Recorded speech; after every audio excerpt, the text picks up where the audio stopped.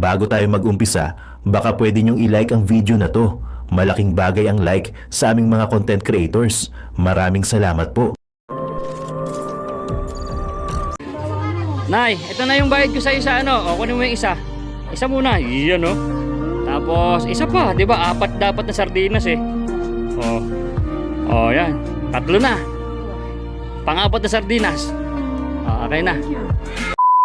Pagtagalin! Nagsimula lang naman lahat ng kaguluhan na ito noong mangarap ang ating Vice Presidente na maging presidente ng maaga. Talaga? At that time, Di ba talaga? Nangarap siya? Hindi nangangarap yan. Ang taong bayan na nangangarap na gawin siyang presidente, oy gunggong. Alam ko kung tumakbong presidente yan, baka nasa likod ka rin niya. Dahil yung mga style mo, style ng mga bulok. Hello mga ka-reaction! Si Gonggong, patulan na natin. Anyway, ito, magsasalita na si Aimee Lacson. Ay, Lacson, Marcos pala. Si Aimee Marcos, ito na po. hindi kasi kilala ni Bongbong si Mayor Sara. Binisita namin para mag-happy birthday noong 2021. Ang pakay ko, sana piliin ni Sara, pag tumakbo siyang Pangulo, si Bongbong bilang Vice President. Kasi galing si Bongbong sa talo sa 2016. Piliin bilang president. Bilang Vice. Ah, okay. Para mag-tandem sila kasi tatakbo nga na presidente si Sara, akala ko, at sana, akala ng lahat. Kasi ang lakas-lakas ni Sara, parang 27% siya. Lahat Oh, narinig mo yung Gonggong. Ang lakas-lakas ni Sara. Mismong nagsalita itong si Aimee. Oo, Aimee. Alright. Reaction. Alright, magandang araw sa inyo, magandang gabi. Kung gabi sa inyo mga babayan, muling nagbabalik ang Quadcom hearing kay Boy Sardinas. Alright, kitang-kita nyo, unang-una pa lang ha, si Aimee Marcos, ha, umaamin talaga na malakas si Vice President. O, tinan nyo ha, sabi pa nakikiusap, uy, ano mo naman tong aking kapatid. Kahit ikaw na yung ikaw yung presidente, vice lang tong si Bongbong Marcos. Oy, baka sabihin nyo, fake news na naman to ha. Aimee Marcos na nagsasalita, mga kababayan ko dyan. Ay, nako. O, kita nyo mga kababayan ha. Mismong kapatid nagsabi, napakalakas ni Vice President Sara Duterte. Dapat siya talaga ang presidente. Nauto nga ho, no? Nauto ho ni PBBM itong si Vice Sara Duterte. Grabe, hindi natin alam kung paano ginawang strategy, no? Pero alam ko mga kababayan, ang ginawa talagang strategy dito talaga ni Pangulong Marcos is yung ginto nga. Yan. Kaya ho naniwala rin po ang taong bayan, naniwala ho tayo, no? Dahil nga po sa mga limpak-limpak na mga ginto na siya lang po ang pwedeng makakuha pag naging presidente siya at para maipabahagi dito sa mga kababayan natin sa bansang Pilipinas, makabayad sa utang, kuno.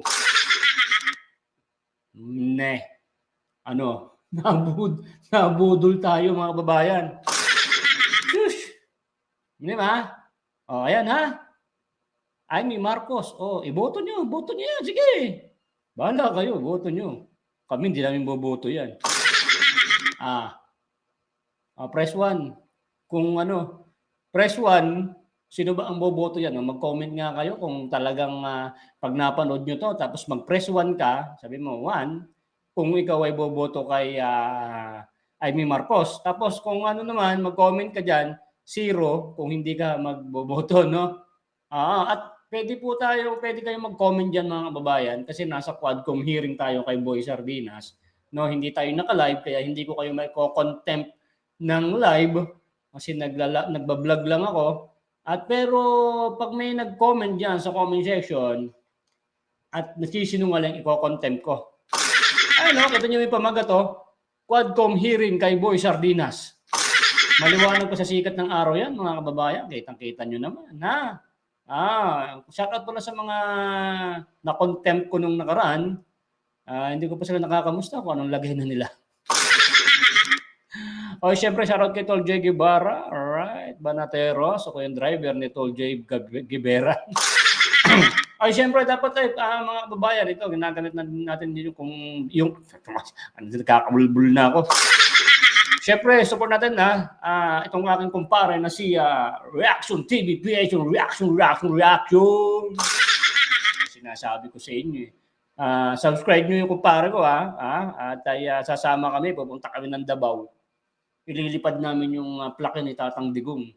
Oo, yung gold daw yung gusto ni parang Reaction Sasagutin ko yung pamasahe sa aeroplano di ba? Ayos yan Tapos malapit na tayong mag 100,000 subscribers mga babayan. Kaya kung hindi ka pa nakasubscribe kay Boy Sardinas at kung hindi pa kita nako-contempt at hindi ka pa nako-contempt ay mag-like at mag-subscribe ka na. At supportahan mo naman. Solid DDS tayo mga babayan. At syempre, sa darating na eleksyon, Team Tatang Digong ang ating iboto para always always protektado ang ating mga pamilya. At yung mga droga, yung mga korupsyon, tanggalin natin yan. Para asenso ang Pilipinas, na tayo nabudol na tayo ngayon wala na Hindi na natin mababawi yan kasi nandyan na sila. So, sama-sama tayo sa darating na eleksyon. Team Tatang Digong lang. Alright! So, simulan natin ito mga babayan. Simulan natin reaction. Alright, reaction tayo dito Kaya, kitang-kita nyo mga babayan si Amy Marcos. Andiyan nga salita si Sir Chabet Singson. Alright. So, kita. Ayan. Simulan natin. Let's go. Munod lang tayo mga babayan don't forget to like and share. Let's go. May budol. Boto yung senadora yan Boto yung senadora para tuloy-tuloy na tayo sa banga. For fast relief mula sa anytime, anywhere. Up. Siyempre mga kababayan, pag nakita nyo meron tayong ads na ganyan, panonoorin nyo po. Diyan po kami kumikita. Yan po yung parang pasweldo nyo sa amin na napapanood nyo kami. Kaya don't skip the ads. Panoorin nyo yan, mga sentimo na mga bayad dyan sa aming mga vlogger. Naiipon yan, kaya meron kami sinusweldo. Kung marami kayo nanonood, tapos hindi nyo ini-skip yung ads, ay kumikita kami kahit pa paano. Pambili ng 20 pesos kilo na bigas. Hoy, pag in-skip mo yan, ikaw nanonood, pag in-skip mo yan, iko-content kita. Siyempre, support lang mga babayan para naman kaming mga vlogger na pinapanood at sinusuportahan nyo. Hindi nyo naman kami binabayaran. Yan ang pinakabayad nyo sa amin. Yung panoorin yung ads na binibigay ni YouTube para susweldo ang mga vlogger. Siyempre, kung solid supporter ka, ikaw kung solid supporter ka, boy, panonoorin mo yung ads na yan. Para kahit pa paano, meron tayong pan-diesel, di ba? Panoorin nyo yung ads, konti lang. Kasi konti lang naman, kasi nagre-reaction tayo, panoorin na ng konti para may kitang si kumpare kong reaction, di ba? Vicks Inhaler.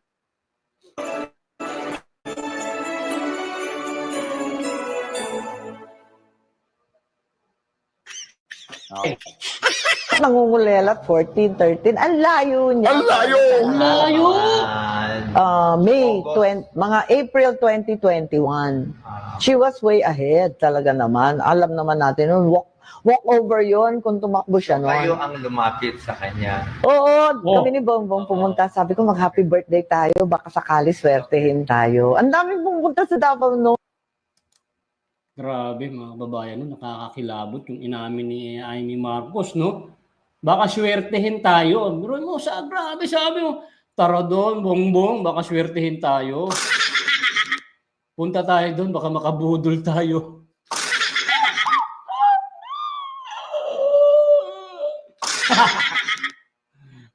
Diba mga kababayan, no? Siya na nagsabi yan, tara doon, greet natin ang birthday. Baka makabudol tayo. Ang galing ng fighting spirit ng magkapatid. Grabe. Mga kababayan, Sabi ko sa inyo, kung hindi tayo nagkakamali, hindi tayo matututo. Ah, 'di ba?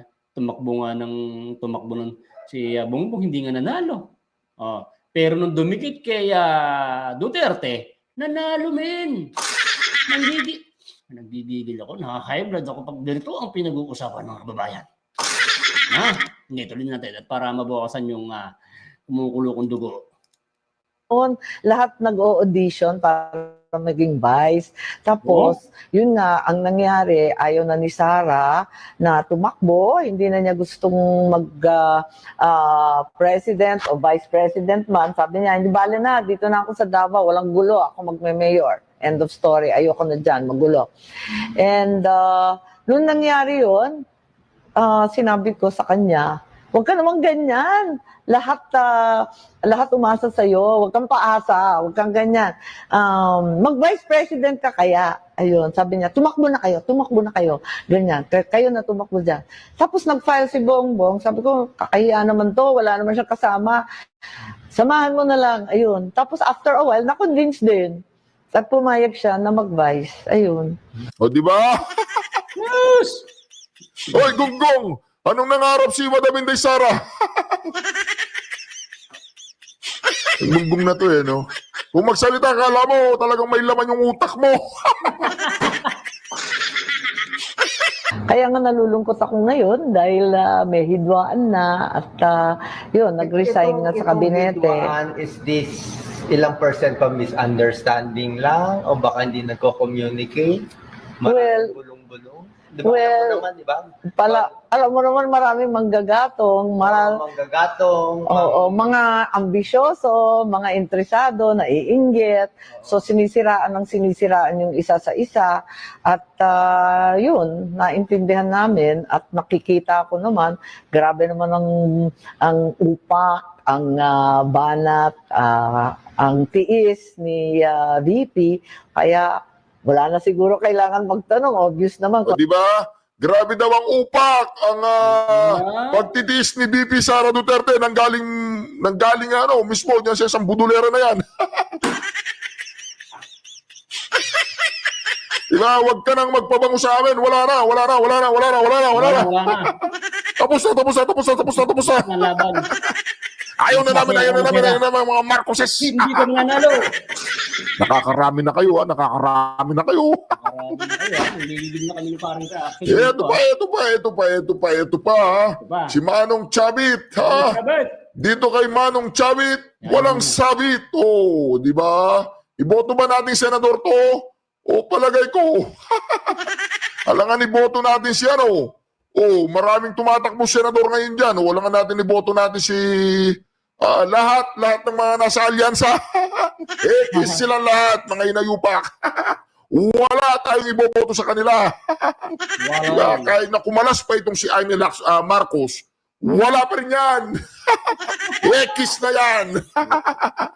Alright, Manong Chavit. Gusto mong iboto ka namin? Ngayon magsalita ka. Magsalita ka, Manong Chavit! Usapan namin, gusto niyang for re-election lang ng Vice Presidency si BBM. Kaya nung tinawag ako ni Senator Amy, tawagin muna ang mga leaders natin para may idea ako dyan. So tinawag, I use your name because you're the president of the Mayor's League. Sabi niya sa akin, dumating sa bahay nila, thank you for coming so we can start the early campaign of Bongbong for the Vice Presidency. But may plano si Manong Chavit. Manong, can you explain your strategy? Si Inday Sara walang tatalo. Napakalakas. Nakita ko ng mga tarpaulin for president. Walang lalaban, walang siyang pinakamataas. Narinig mo yung Gunggong! Gunggong, narinig mo yun!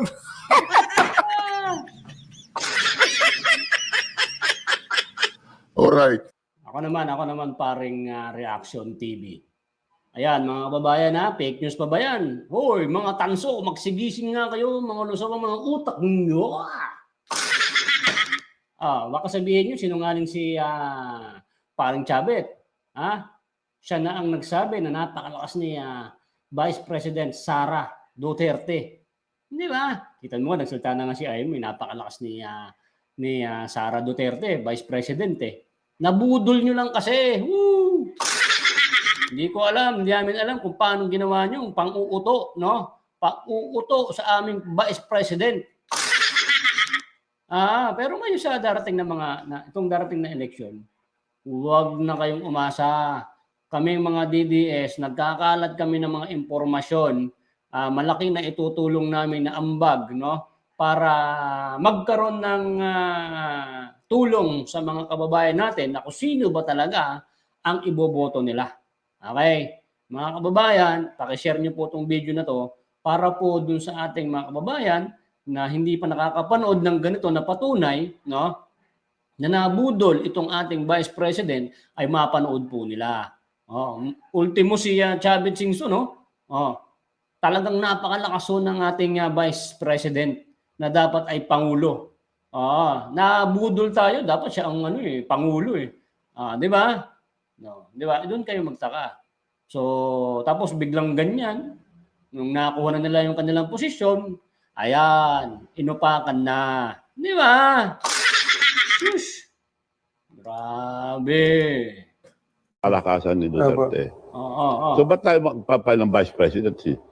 Vice President muna. Pero kung magpail si Sara, atras ka, I'll have the leverage to talk to Sara. Ikaw ang Vice, protected ka na. Dahil takot siya madaya ulit.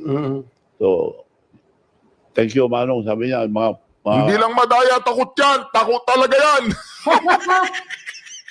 Tatapang-tapangan lang yan. leader, palakpakan sila. So yun ang ginawa ko. Bawal pa lumabas COVID. Hindi ko makalimutan ang sinabi ni BBM na, Manong, salamat, ikaw ang Presidente ng Mayor's League. Nung tumakbo ako nung wala ako, malaman na ako isang mayor, sabi niya.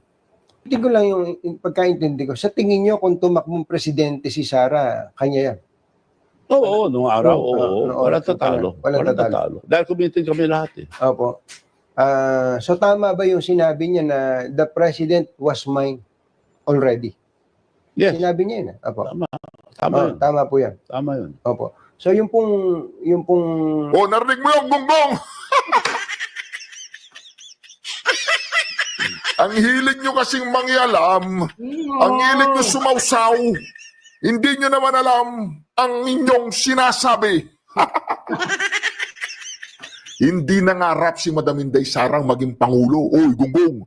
Nangarap ang taong bayan na makapagpatuloy, tuloy-tuloy yung Duterte brand of leadership.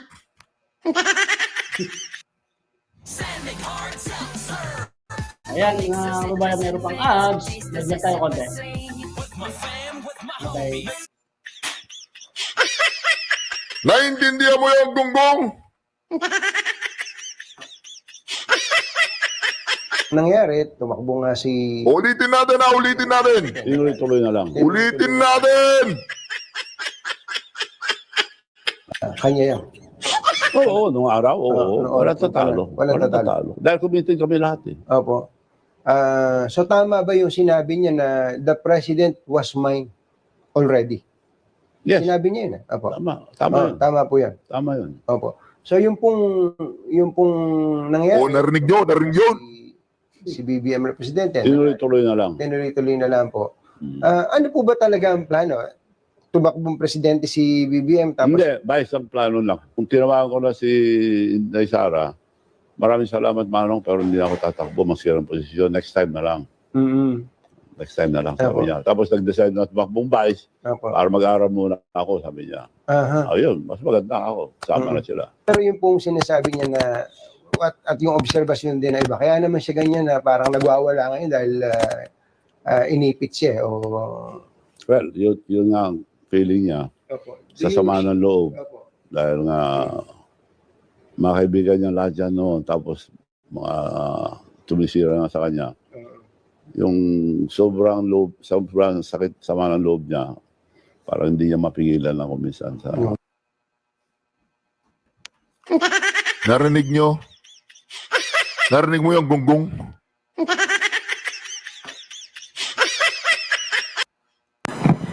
Nagsimula lang naman lahat ng kaguluhan na ito noong mangarap ang ating vice presidente na maging presidente Pakinggan po natin tong gonggong na to. Gunggong! Gunggong! O yan, nag-react na ako, di ba? Pre, saglit lang pare Goy. Anong sabi nitong kumag na to? Ha? Nangarap lang daw. Ha? Nangangarap lang daw yung ating Vice President. Ha? Taong bayan ang naglukluk dyan, hindi kayo. Mga halimo kayo, no? Grabe mga pinaggagawa nyo sa pangalawang Pangulo, no? Matapos yung pinakinabangan, matapos yung nawuthutan ng para magtiwala rin ang mga tao sa inyo, binalasubas nyo na. Napakinggan natin itong isang kumag na to. Ito ba kumag na to, ha? Nagsimula lang naman lahat ng kaguluhan na ito noong mangarap ang ating Vice Presidente na maging presidente ng maaga. Nung mangarap ang former president na paupuin yung kanyang anak na maging presidente kaagad. O di ba na-trigger sila doon sa Maisug. Sabingiring nguso nito. Na-trigger po sila doon sa ano na Maisug yung Maisug, yung rally dahil diyan sa putangina People's Initiative. Di ba nagalit ang Pangulong Duterte dahil sa People's Initiative na yan, ayaw nang bumaba ng mga tambalustos na yan. Gusto nilang pahabayin ng kanilang mga panunungkulan dahil hindi sila manalo.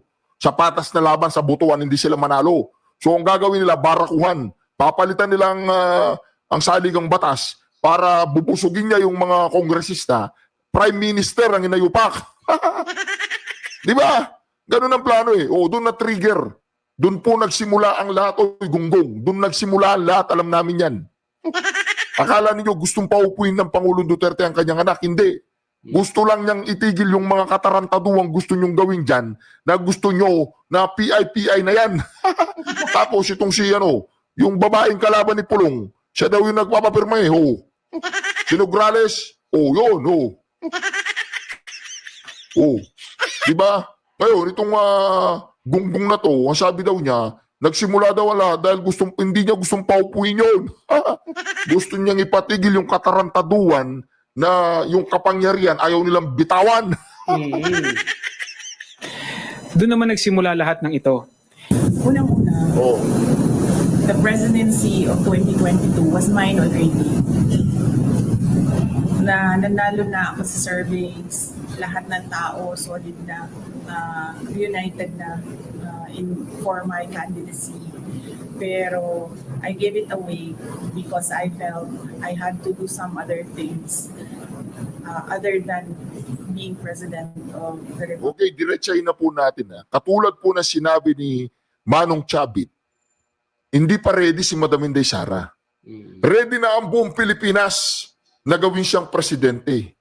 Pero dahil ang mga Duterte, hindi sila katulad ng mga tao na kahit hindi sila ready, papasukin nila yung isang bagay.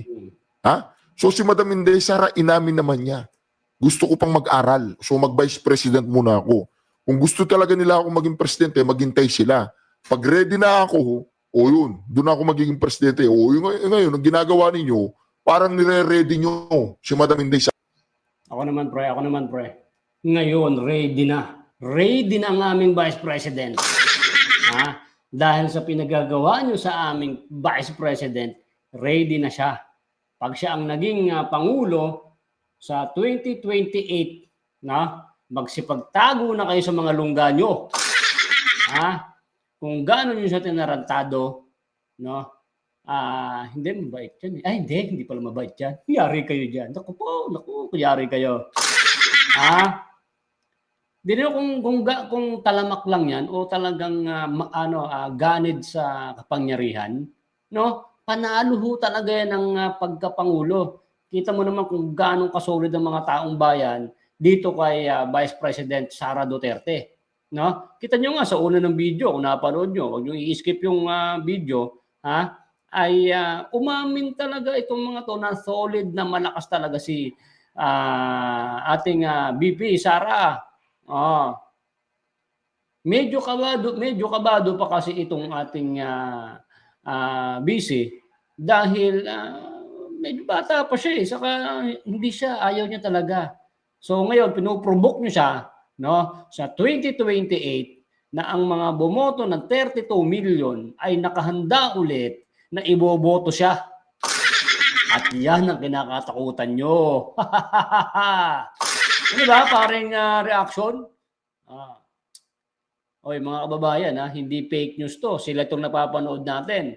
Itong nire-reaction ni paring reaction ay nagre-reaction din tayo. Kaya yung reaction namin dalawa nasasanib, mas lumulupit. Diba? Tuloy. Sara, alam nyo, itong huwadcom na to, itong tuwadcom na to, ito ang naging naging parang teacher. O yan, Sara, o kami yung wadcom, babanatan ka na namin ng babanatan na mag-aral ka sumalag. Dahil pag presidente ka na, mas grabe pa dito ang mararanasan mo. Pero ang ginawa ng mga inutil na to, ang ginawa nila, grabe. Gusto na nilang impeach, tapos hindi na siya pwedeng maging presidente. Ganoon. Turuan nyo lang yung ali. Huwag nyo siyang katayin. Kinakatay nyo eh. Ganda ng people's power. Di ba mga ka-reaction? Kinakatay nila. Ngayon ang nangyayari ngayon. Di ba? Lalong bumulok. Bumulok ng bumulok itong si Bobong Marcos. Ang bulok-bulok na niya. Baho na ni Bobong Marcos. Sobrang baho na sa taong bayan. Mantakin ninyo. Tignan ninyo. May papakita akong video sa inyo. Ito po ay hindi na ginagawa kay Bobong Marcos ng mga tao. Pero ginagawa pa rin ng mga tao kay Madam Inday Sara. Panoorin nyo to. O yan. Ay, hindi yan. Ayan.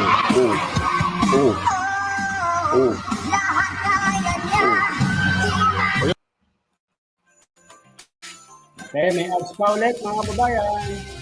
Don't forget to watch the ads. Pag napapanood nyo yung mga video namin. Ito lang yung pinakasunod nyo sa amin. Pero respect natin. Ayan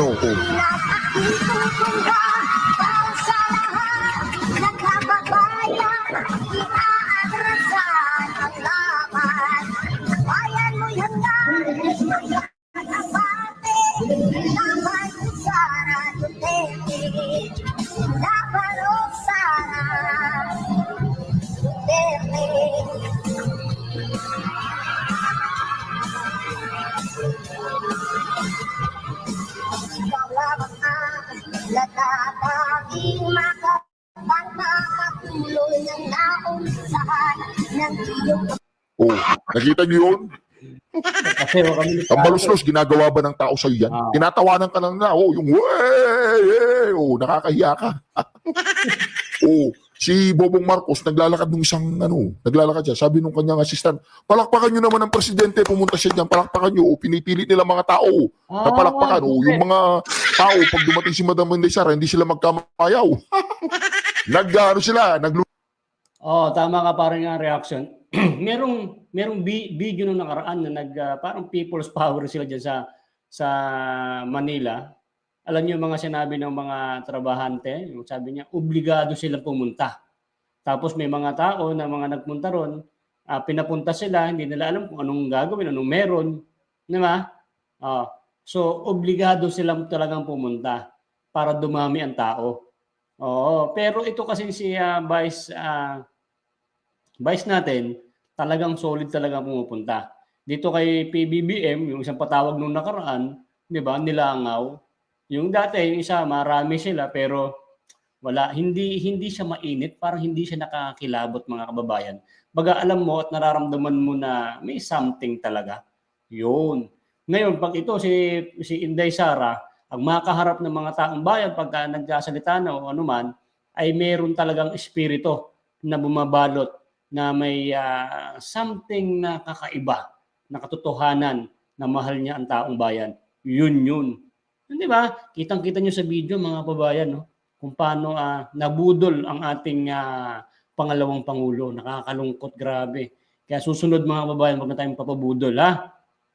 Pag nagpabudol kayo dyan, iko-content ko kayo talaga, nanggigigil ako sa inyo eh. Lulupasay sila. Madam Inday Sara, papicture kami.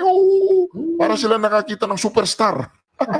Superstar naman talaga yan. Wala namang binatbat yung umanta ng apat-apatit. Walang binatbat kay Madam Inday Sara yun. Luha yun, luha. Diba? Kaya dito, daig pa nung yung apat-apati-pati, patu-patu, ganoon. Ngayon, itong si Konggun, oy, Congressman Konggun, mag-focus ka na lang sa love life mo. O, di ba? Gawin mo na lang happy si anong pangalan niyan? Si Aiko Melendez, idol ko yan nung bata ako. Ganda-ganda niyan, galing niya umarte, ha? Di ba? Idol ko si Aiko Melendez, ha? Oo, crush ko pa nga yan, eh. Kaya lang naunahan mo ako, boy. Oo, naunahan mo ako kasi nauna ka yumaman sa akin. Di ba mga kareaksyon? Kaya dito, mga kareaksyon, itong sinasabi ni Konggun na maagang nangarap na maging presidente, hoy, hindi yan nangarap. Ang nangarap ang taong bayan. Tama. Dapat siguro kay... Ito rin, tinan yung mga babae, no? Paano niyang nasabi ang ganyang mga salita, no? Sino ba si Gonggong ba yun? Gonggong bang tawag mo doon, pre? Ha? Ang lakas niyang sabihin dyan sa bunganga niya, no? Maagang nangarap ang ating Vice President. Ang taong bayan ang nangarap na siya ay iupo. Shoo! Napakasimple lang. Ay, hindi. Nagigigil ako sa mga ganyan mga pinagsasabi ng mga ogab na to eh, no? Oh, tuloy-tuloy. Gonggong, mag-TikTok ka na lang. Isaw mo yung ganun. Di po ba? Oh, dako naman tayo kay Manong Marcoleta, ha? Yan. Mr. Chair, I directed the question to you. I deserve, Mr. Chair, an answer. Why is it that I am not allowed to speak? We deserve to know how the assessment was made. This concerns the liberty of an individual. Guys, don't forget. Ha? Marcoleta. Boss Marcoleta. Wag niyo pong kakalimutan yan. Tatak niyo kaagad. Marcoleta, no? Tatak digong yan. Okay? Wag na pag kinalimutan, ikukontempt ko talaga kayo. Pag hindi nyo binoto yan, hahanapin ko kayo at ikukontempt ko kayo isa-isa. Kita nyo ba yun? Nababasa nyo ba yun? Quadcom hearing kay Boy Sardinas. Kaya ikaw nanonood tayo ngayon, mag-comment ka rito. Tingnan ko, pag ikaw ay nagsinungaling dito sa comment section, iko-contempt kita. At lahat na magko-comment dito, I'll re-replyan ko at sasabihin ko kung nagsinungaling ka ay contempt ka at papadalang ka ng 3 pulis. Nanggigigil ako sa inyo eh. Ito. Pagka nakakita ako ng mga ganito ng mga idol ko, no, tulad ni Sir Marcoleta, ayan, nawawala yung aking pagka-high blood, men. Okay, tuloy. Individual under the Constitution, no one should be deprived of life, liberty, or property without due process of law. I think Attorney Lopez deserves to be heard. Sir, do you really want to show the Filipino people kung anong kaalaman ninyo sa batas? Why will you penalize, punish Yusek Lopez for an act of the President? Ganito ba ang House of Representatives? Kasi napapahiya ang Pilipinas. Panis. Mr. O di ba? Bakit ko po pinalabas yun? Para ipaliwanag ko sa inyo kung anong uring leader si Madam Inday Sara Duterte. Pakinggan po ninyo to, ha. Kasi si Madam Inday Sara ayaw na niyang patulan tong mga tuwadkom na to. Hindi dahil sa ayaw niyang pumunta doon. Okay, another ads. Don't forget to watch the ads. Thank you. Ha? Kasi punta siya doon, bababuyin nila yung Office of the Vice President. Hindi naman si Madam Inday Sara ang binababoy talaga. Binababoy nila yung opisina ng Vice President. Inaalipusta nila, binabalahura nila. Mga balahura yan di ba? Yung mga tuwadkom na mga balahurang tao yan Kung di ba naman sila mga balahurang tao, mantakin mo itong si Alex Bongkayaw Brigades na to, dating CPP-NPA, na gustong sirain at wasakin ang gobyerno natin. Mantakin mo itong rebelding komunistang terorista na to, na si dating CPP-NPA, NDF na Alex Bongkayaw Brigade na hindi ko alam kung talagang nagbalik loob na to. Sinasight in contempt niya katulad ni Wilkins Villanueva. General Wilkins Villanueva, Sinight in contempt ng isang former rebel, isang former enemy of the state, isang former Alex Bungkayo Brigade, CPP, NPA, NDF, terrorist. No? Di ba? Lupit. Kasi kung former member to na CPP, NPA, NDF, na terorista ang inano natin ng state, enemy sila. Eh di former terrorist toho. Di ba? Oo. Kung ngayon hindi na siya terrorist, anong ginagawa niya kay Wilkins Villanueva? Kung sino-sino mga kinontempt nila diyan. Mantakin mo 'yan. Kinontempt niya ang isang Wilkins Villanueva. Balik tayo kay Madam Inday Sara Duterte. Pabayaan na natin yung padwano na 'yan. Si Madam Inday Sara Duterte ito. Nung time na ayaw niyang umaten dyan kasi katarantaduan yung ginagawa nila dyan. Nung time na binalahura nila si Atty. Solweka, nung time na binaboy nila yung isang lawyer, alam niyong ginawa ni Madam Inday Sara Duterte? Alam po natin lahat yun. Doon siya nagngawa na pag ginurgur siya, magugurgur si Tambaloslos, si Palaka, tsaka si Bangag. Di ba? Oh.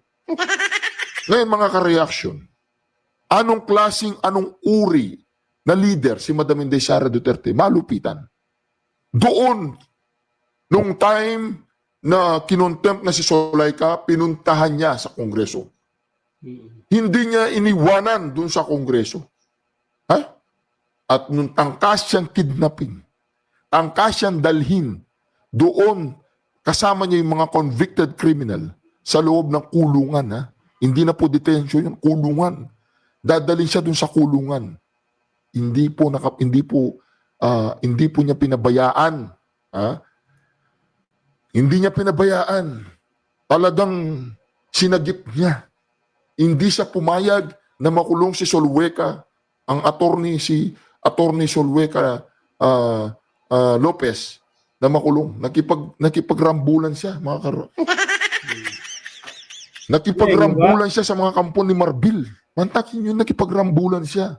Siya mismo ang kasama siya nagbuhat, kasama siya doon sa hospital, hindi niya iniwanan, patay kung patay. Baka hindi pa ninyo naiintindihan. O hindi pa ninyo naunawaan ang ginawa ni Madam Inday Sara.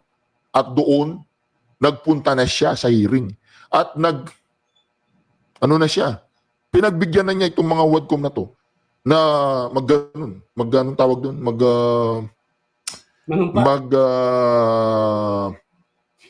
oath.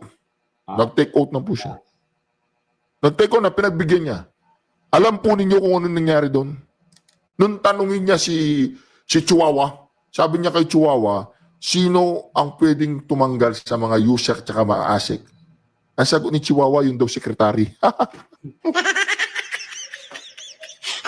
Alam niyo po kung sinong pwedeng tumanggal? Si Bobong Marcos lang. Kaya itong pinaparatang nila kay Solweka, na tinanggal niya itong anong pangalan noon? Yung si Gloria Labandera. Hindi naman niya pwedeng tanggalin yun eh. Hindi naman niya pwedeng i-fire yun eh. Ang pwedeng mag-fire dun, si Bobong Marcos. Oh, di ba? Doon pa lang, nakita na natin na itong mga huwadcom na to, katulad ni Chihuahua, hindi nila alam ang batas. Abugago ka, Chihuahua, hindi mo alam ang batas, ha? Abugago ka? Pantakin mo yun. Nakala ko yung mga abugago, alam nila lahat ng batas. Napahiya sila kay Madam Inday Sara, sabi niya. Gusto niyo ba ito? Pakinggan natin. Here I directed the question to you. I deserve, Mr. Chair, an answer. Why is it that I am not allowed to speak? We deserve to know how the assessment was made. This concerns the liberty of an individual. Under the Constitution, no one should be deprived of life, liberty, or property without due process of law. I think Atty. Lopez deserves to be heard.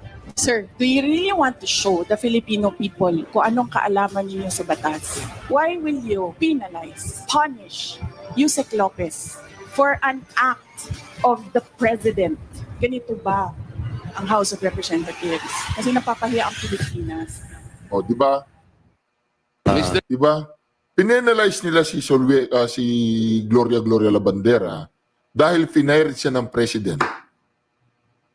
Ang pinanagot nila, itong lawyer, siya daw ang nagtanggal kay Gloria Labandera.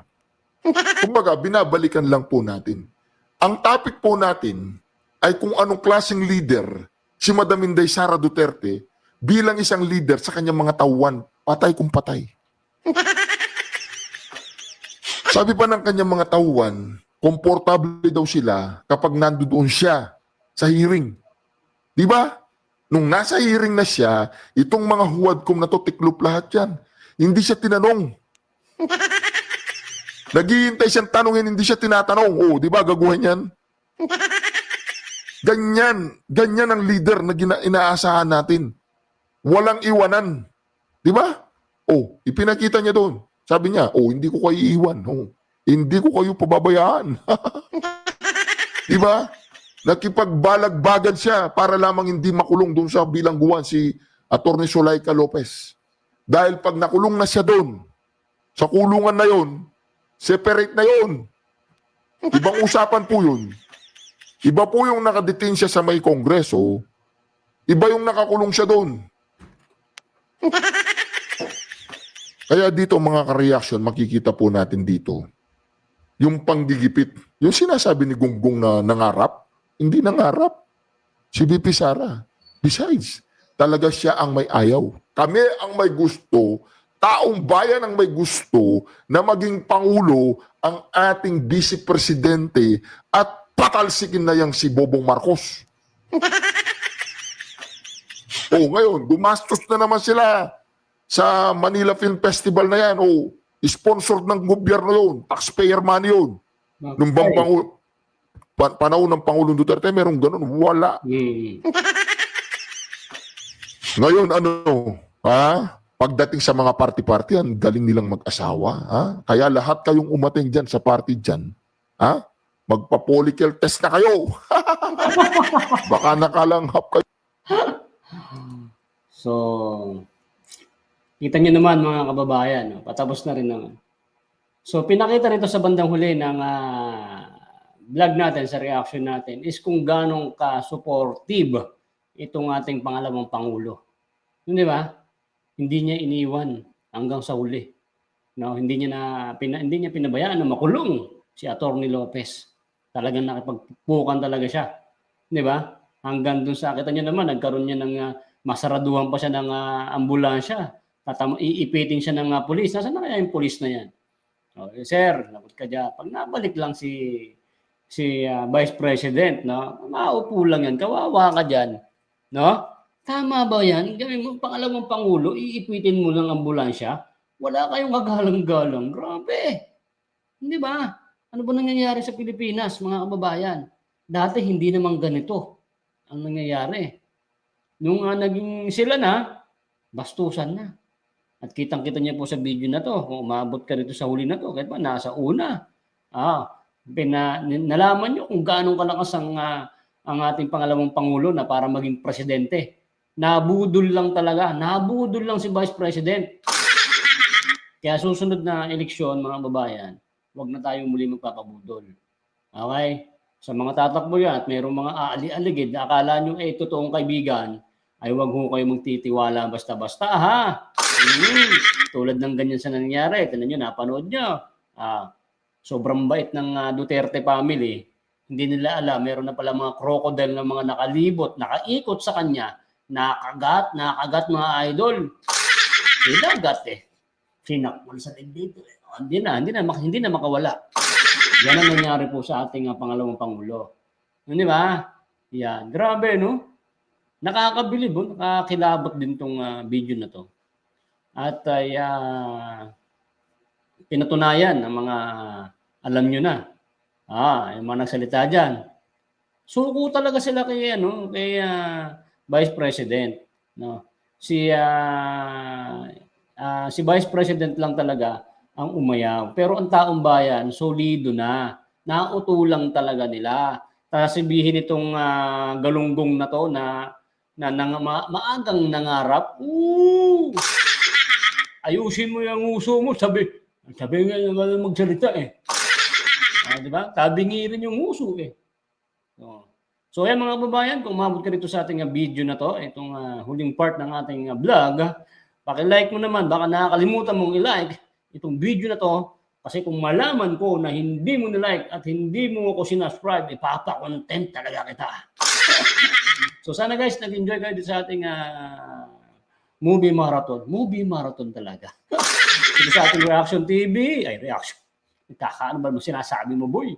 Ito sa ating reaction, syempre, huwag niyo kakalimutan yung aking kumpare na lasinggero. hindi lasinggero. Si pare nga Reaction TV PH para maabot niya yung pangarap niya na magkaroon ng gold play button at asahan nyo, kaming dalawa pupunta ron sa Davao, sagot ko ang plane ticket, ibibigay namin yung plaque na yung kay Tatang Digong, no? Para i-award sa kanya. Bibigay yan ng kumpare kong si Reaction. Yan ang pangako niyan. So, don't forget, pag hindi nyo ako napapanood, pag hindi nyo napapanood sa vlog ko, si parang Reaction at ay namimiss nyo siya, kasi hindi naman siya palagi ang nire-reactionan ko, iba-iba naman, ay direct na kayo sa kanya, kay parang Reaction TV PH, ang dali lang hanapin. At nakaka-enjoy siyang panoorin, nakaka-good vibes. Kaya don't forget to subscribe para maabot niya kaagad yung pangarap niya na gold play button. At kung gusto niyo kaming makita, magkasama maghahatid din kasi mabigat yun eh. Parang mabigat ba yan, pre? Ako ay malapit ang magkaroon ng server. Server. Makakahawak na ako ng server. Maraming salamat pala kay Mami Jo Fernandez at lahat ng mga sponsors ko sa aking pagiging charity vlogger.